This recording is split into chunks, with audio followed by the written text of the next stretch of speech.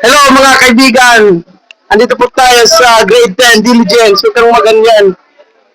I-interviewin po natin ang bawat nating mga kaklase. Isa-isa, ito po ating president. Ano masasabi mo sa ating classroom, president? Maramukon. Ay, maramukon. Okay lang yan. Babago natin yan. Ay, hindi ka pwede. Oh, hindi nga adik.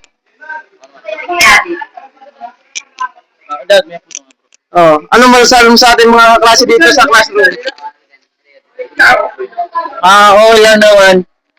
Ano masasabi mo dahil lagi kang absent? At bakit ka nag-absent? Respeto sa perfector. Oh, shout out ka! Yeah, mablog kita. Hi guys! Ano? Patayo ko daw ang fuse. Uy, huwag na kayong magandyan. Uy, ikaw, ang laki-laki mo. Masama nang galing.